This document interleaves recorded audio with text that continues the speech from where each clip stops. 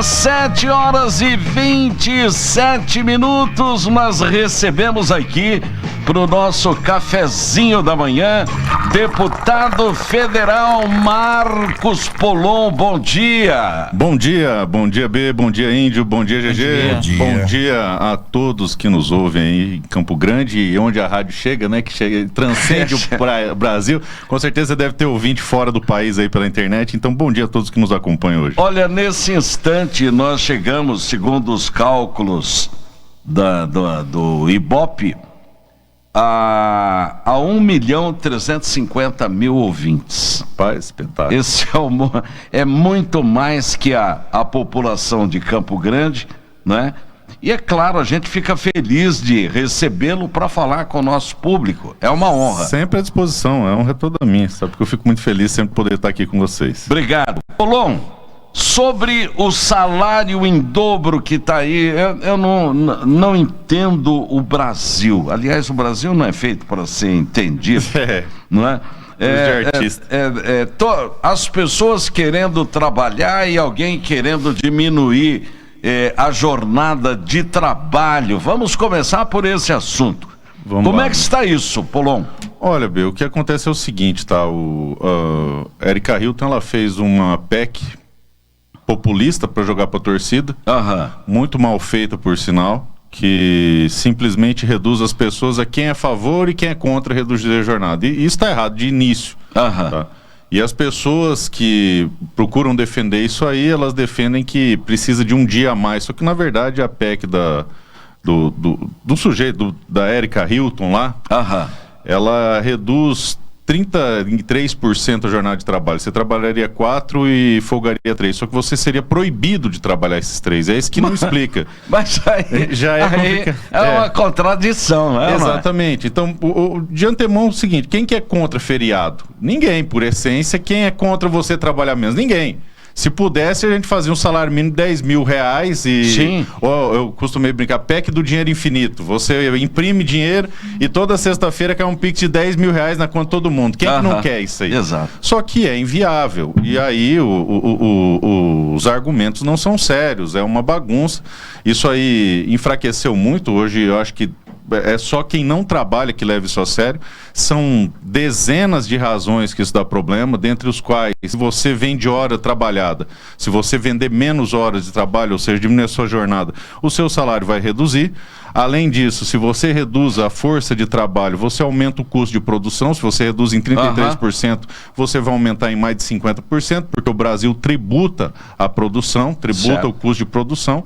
Então é uma grande fantasia. Nós entendemos como solução, você quer reduzir a jornada de trabalho? É ótimo, mas aponta de onde vai vir o dinheiro. Quem vai pagar por isso aí? Porque em última análise, B, se você aumenta o custo de produção de tudo que existe no Brasil, tudo, absolutamente tudo, quem vai pagar é o consumidor, lá na ponta. Certo. E quem vai sofrer é o cara mais pobre, é o povo mais com dificuldade, onde o preço da cesta básica faz diferença. Para quem é rico, é igual o negócio de carbono.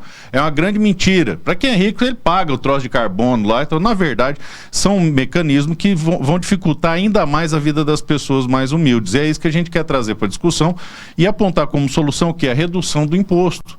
Porque hoje, para você contratar alguém, para cada R$1 que você dá para essa pessoa, você praticamente dá R$1 de tributo, de encargo da folha.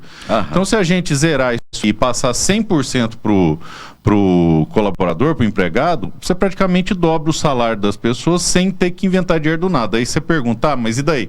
Você vai tirar todo esse dinheiro do governo e o governo vai fazer o quê? Aí que tá o negócio, o governo vai ter que diminuir.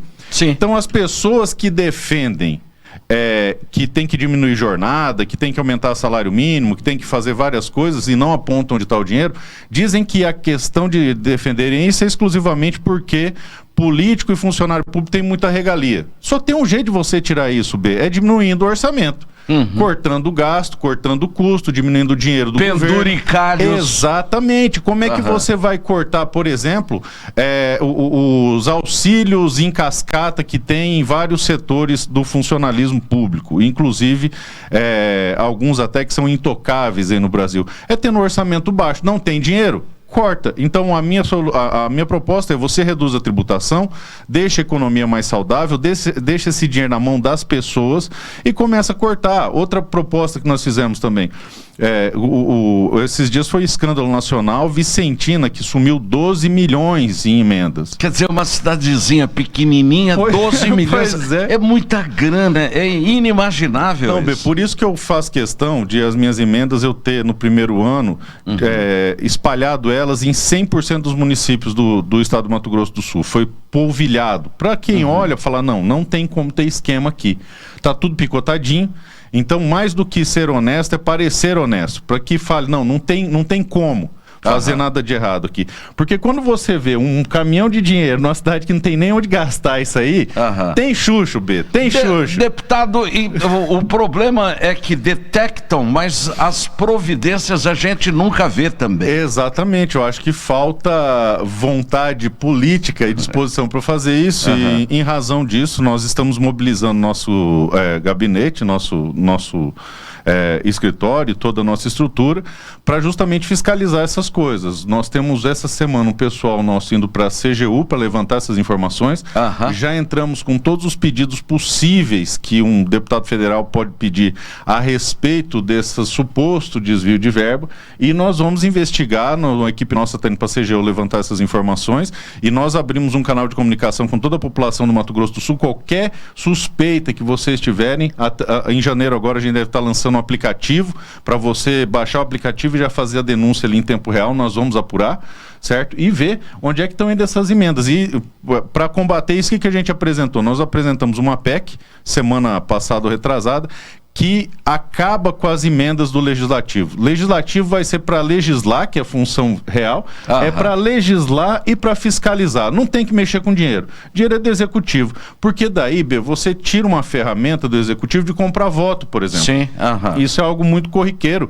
Desde o Lula 1, Lula 2, e agora de novo tentar utilizar emendas para comprar voto, para falar, quem não votar comigo fica sem emendas. Então vamos acabar com esse negócio de emenda, o legislador vai votar, vai fiscalizar, pronto, e acabou. E aí a gente pretende, com isso, moralizar um pouco o país, né? Doutor, o governo federal deixou de fechar negócio com a Starlink do Elon Musk e comprou a Starlink Xing Ling. Exatamente. E como é que se resolve isso? Olha, a gente encaminhou denúncia para o TCU, a gente encaminhou denúncia para as comissões de fiscalização específicas, fizemos o requerimento proativo do ministro da pasta de Relações Internacionais, também fizemos para o ministro da pasta de Economia, porque isso é um grande absurdo, né? E não é a primeira, tá? O ministro da Defesa foi proibido de ultimar um contrato com o pessoal de Israel exclusivamente por questões ideológicas.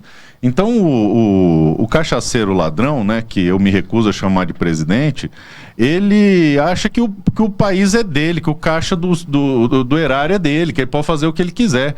E aí você abre mão de uma empresa igual o Starlink por causa de pirraça, de picuinha, porque ele precisa fazer uma média com os amigos da ditadura chinesa dele, afinal de contas ele é apaixonado por um ditador, e aí pega uma empresa que tem meia dúzia de satélite e deixa de lado a única empresa consolidada em internet por satélite no mundo todo. Então isso é um grande absurdo, é você tratar o público como se fosse deles. Isso é uma grande característica do PT. O pessoal do PT, ele trata o patrimônio público como se fosse deles. Eles fazem o que eles querem, eles contratam o que eles querem, dá dinheiro para amigo. A Itaipu Binacional está despejando uma fortuna em ONG, no MST, mais um monte de movimento. Você vê um desrespeito com o dinheiro das pessoas, porque não existe dinheiro público, O dinheiro que está lá é nosso. Sim, verdade. Eles pegaram aqui e tomaram da gente através de tributo. E o que eu acho mais interessante é o seguinte, o brasileiro fala, mas eu não pago imposto, porque não tem contador, imposto de renda, essas coisas. Mas você que está nos ouvindo aí, a latinha de cerveja que você tomou esse final de semana e pagou R$5, era para ela custar 1. 4 é imposto. A carne que você comprou era para custar menos da metade do preço, o resto é imposto. Tudo, absolutamente tudo que a gente gasta e consome, água, luz, telefone, a maior parte é imposto. Nós trabalhamos no Brasil metade do ano para pagar imposto. E esse imposto aí é o dinheiro que vai para o cofre da União e aí eles se refestelam, compra avião, faz o Janja Palusa, faz festa, compra lagosta, esse tipo de coisa. E faz contrato com os cupinchos, com os amigos, como é o caso desse contrato da China aí, B. Deputado, final de semana passada, o que rolou era que Bolsonaro poderia ser preso. Hoje, eu falei aqui em editorial... Inclusive, parabéns pelo editorial, muito lúcido, viu? Obrigado. Um editorial real, sim. Não é? À luz do direito, ninguém cometeu crime. De jeito porque nenhum. não é crime pensar. Cogitação não é crime, exatamente. Na verdade, eu li no livro Protocolos dos Sábios de Sião, esse livro eu recomendo a vocês, que tem um trecho dele que diz que quando começarmos a sermos fiscalizados pelo pensamento, aí é o fim da liberdade individual. O senhor, que além de deputado federal, é um advogado experiente, gostaria que o senhor falasse a respeito. Olha bem, a gente vive hoje no Brasil uma situação extremamente assustadora. Eu, quando vi a notícia desse inquérito, eu confesso a você que a primeira reação que eu tive foi achar jocoso. Eu achei engraçado, porque é uma grande fantasia e eles colocam os nomes bem divertidos, né? Kids pretos e não sei o quê. Mas, na verdade, Kids preto, deputado, existe mesmo. Existe, uma divisão do Exército, que o Exército, inclusive, aboliu isso agora por causa desse escândalo. Exatamente. Na verdade, é o apelido pessoal das Forças Especiais, né? Só que a Polícia Federal usa isso num contexto muito fantasioso. Como muitas operações que acontecem aqui no Brasil. O senhor acha um exagero por parte da Polícia Federal? O que está acontecendo no Brasil é a utilização e instrumentalização ideológica da Polícia Federal. Isso não é nem exagero, isso é absurdo. Isso é desrespeitoso com as instituições e com a própria instituição da Polícia Federal. Eu acredito que todo policial federal sério que remanesce dentro da instituição deve ter vergonha do que está acontecendo. Porque está se usando a Polícia Federal para perseguir politicamente os opositores do governo em questão. E eles não têm vergonha disso. O próprio Flávio Dino, quando era ministro da Justiça, falou que é a Polícia Federal do Lula, pertence ao Lula. E aí eles criam essas fantasias, colocam esses nomes fantasiosos, vira todo esse enredo de filme, de um negócio que não é minimamente crível, tipo o grande golpe que abalaria a República. Por que ele não aconteceu? Não, porque o cara perdeu um táxi. Não, então vamos dar um Uber para ele, alguém avisa o golpista aí que tem o Uber, baixa um Uber no aplicativo. Então não tem a menor verossimilhança. E é básico do direito que, como você mesmo disse, pensamento, cogitação não é crime. Então você tem que começar os atos de execução, os chamados atos executórios, para daí você apurar se dentro dessa escala de atos você começou efetivamente a executar e por que não concluiu. Se você não concluiu, é arrependimento eficaz, é um instituto jurídico, está lá pelo artigo 14 e 15 do Código Penal, e se você não concluiu por motivos alheios à sua vontade, é tentativa. Nas duas hipóteses, você só vai ser punido pelos fatos que você começou realizar efetivamente, e não pelo que você pensou, conjecturou. Então, ainda que a gente tirasse a tarde inteira aqui hoje, vamos fazer um churrasco ali e vamos imaginar um golpe para tomar, sei lá, o Morenão. A gente quer o Morenão. Mas o Morenão não, vamos colocar outra coisa que ninguém quer, o Morenão. Por isso que eu coloquei o Morenão, porque hoje no Brasil, qualquer coisa que você fala, você vai preso. E a gente ficasse o dia inteiro conjecturando e fazendo desenho e minuto e não sei o quê, e no final a gente fosse para casa dormir de ressaca e acordar de ressaca amanhã, acabou, não existe. Só que eles ficam... o Brasil já abriu mão do Estado Democrático de Direito faz muitos anos. Existe um princípio, B, que você deve conhecer muito bem, que é o princípio do juiz natural. O que é isso aí? Quando você vive sobre o Estado Democrático de Direito, não é um fulano que manda. É as leis que mandam sobre todo mundo, inclusive mandam no fulano. Hoje o Alexandre de Moraes está numa posição que não tem nada acima dele. ele se comporta como se ele fosse um Deus aqui no Brasil. Deus com D minúsculo. Então ele não respeita a Constituição. A Constituição é só uma ferramenta para ele fazer o que ele quer, do jeito que ele quer. E não é só ele, isso é uma política do Supremo. Flávio Dino, essa semana que passou, praticamente proibiu as privatizações no Brasil, dizendo que é o governo que modula o preço das concessões de um caso específico lá, mas enfim.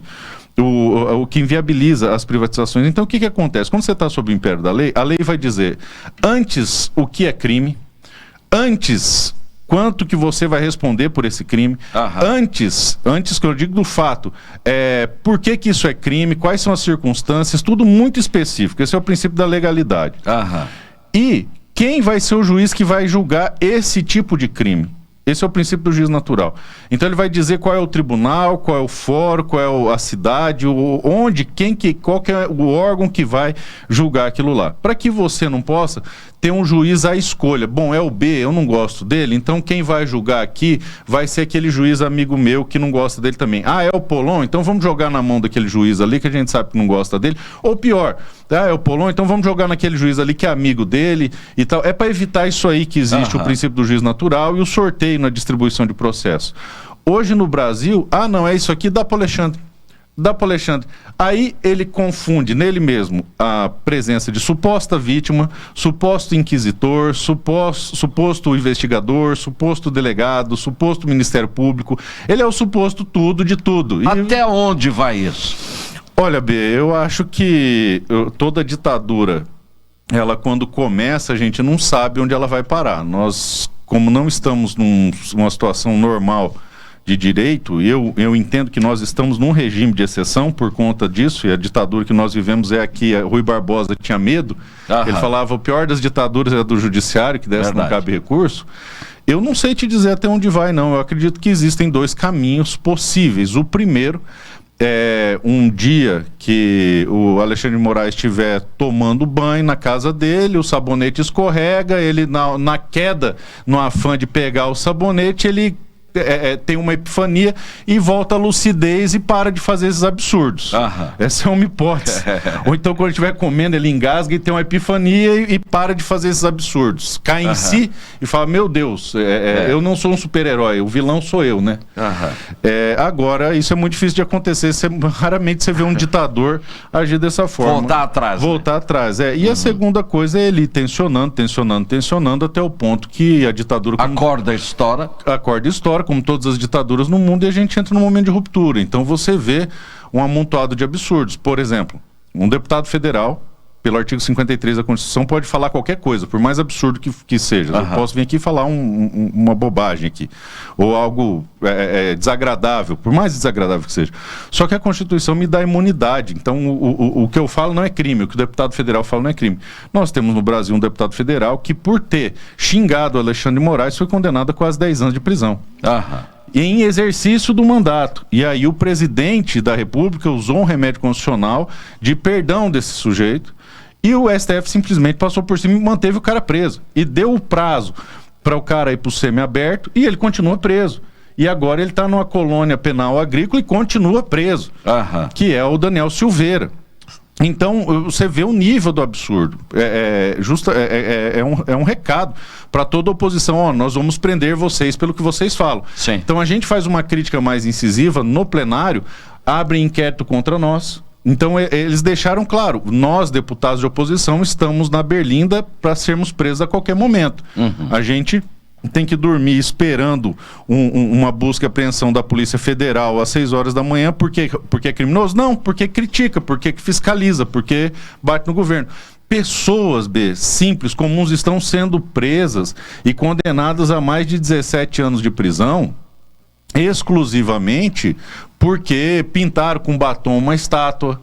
E você vê que é só construção narrativa. E pelo princípio do juiz natural, essas pessoas não poderiam sequer ser julgadas no Supremo. Você cometeu um ato de vandalismo, você vai responder no Juizado Especial Federal de Vandalismo de Prédio Público Federal.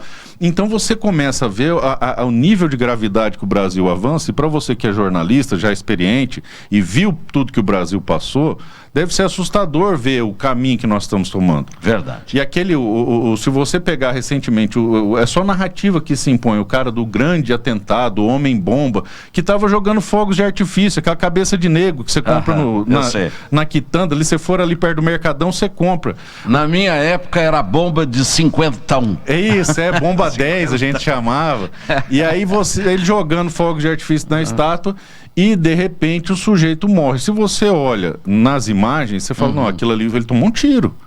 Deram um tiro nele, isso foi abafado. A gente já pediu acesso à documentação do IML para ver o laudo necroscópio, do que ele morreu. Mas você vê o comportamento do corpo dele, o pessoal aponta uma arma, ele começa a murchar, que é uma característica típica de choque hipovolêmico. O que é choque hipovolêmico? É você sangrar até morrer, que mais de 90% das mortes por arma de fogo é nessas circunstâncias. Sim. E ele começa a murchar e deita sobre a mão, e a mão explode. Então aquilo ali tem todos os indícios de que não foi suicídio. Ele estava jogando fogos de artifício, bombinha, estralos de salão numa estátua, e foram lá e mataram o cara.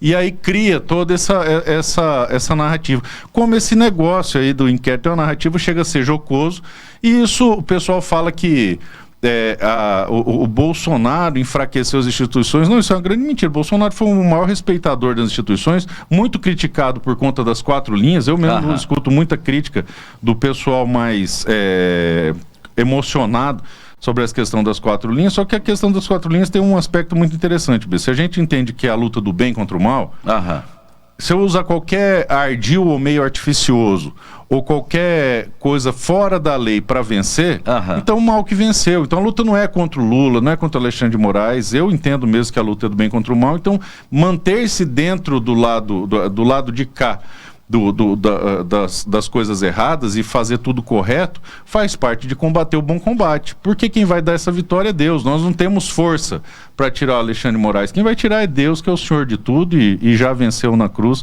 todos os embates. Então a gente acredita que, muito pelo contrário, o presidente Bolsonaro sempre foi alguém que defendeu as instituições, fortaleceu as instituições, mas é justamente esse comportamento jocoso e irresponsável das chamadas instituições que acaba desmoralizando essas instituições. Deputado, obrigado pela sua presença, foi muito bom falarmos sobre isso. Que isso, Bel, eu que agradeço, e como eu digo sempre que quiser, eu estou à disposição aqui, é só dar um alô, a gente aparece, toma um café. Uma honra vê-la.